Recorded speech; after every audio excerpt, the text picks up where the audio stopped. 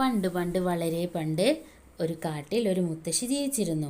ആ മുത്തശ്ശിക്ക് 2 കൂട്ടുകാരുണ്ടായിരുന്നു കേട്ടോ.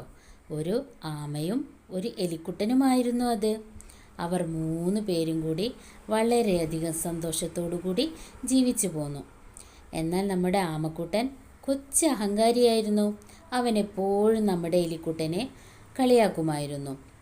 കേട്ടോ എലിക്കുട്ട, നിന്റെ വീട് വളരെ മോശമാണ്, വളരെ ദുർബലവുമാണ്. അത് കാറ്റോ മഴയോ വന്നാൽ തകർന്നു പോകും. മാത്രവുമല്ല, എന്തുമാത്രം കഷ്ടപ്പെട്ടിട്ടാണ് നീ നിന്റെ വീടുണ്ടാക്കുന്നത്. എൻ്റെ പുറന്തോട് നോക്കൂ, ഇതാണ് എൻ്റെ വീട്. എനിക്ക് നല്ല സുഖമാണ്. ഇത് കേട്ട നമ്മുടെ മുത്തശ്ശി പറഞ്ഞു, നീ അവനെ കളിയാക്കുകയൊന്നും വേണ്ട കേട്ടോ. അവൻ വളരെ സന്തോഷത്തോടു കൂടിയാണ് അവൻ്റെ വീട്ടിൽ അവൻ കഴിയുന്നത്.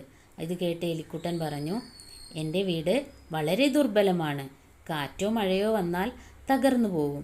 പക്ഷേ ഞങ്ങളെല്ലാവരും സന്തോഷത്തോടു കൂടി ഹാപ്പി ആയിട്ടാണ് ഈ വീട്ടിൽ താമസിക്കുന്നത്. നിൻ്റെ വീട് വളരെ സ്ട്രോങ് ആണ്. എന്നാൽ നിനക്കൊരാൾക്ക് മാത്രമല്ലേ അതിൽ ജീവിക്കാൻ കഴിയുകയുള്ളൂ. ഒരാൾക്ക് മാത്രം താമസിക്കാൻ കഴിയുന്ന ഒരു വീടിനേക്കാൾ എല്ലാവർക്കും കൂടി താമസിക്കാൻ കഴിയുന്ന ഒരു വീടല്ലേ ഏറ്റവും നല്ലത്?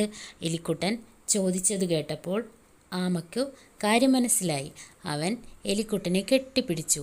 അവർ വളരെ കാലം ക്ലോസ് ഫ്രണ്ട്സായിട്ട്, നല്ല കൂട്ടുകാരായിട്ട് ആ കാട്ടിൽ മുത്തശ്ശിയോടൊപ്പം ജീവിച്ചു പോന്നു.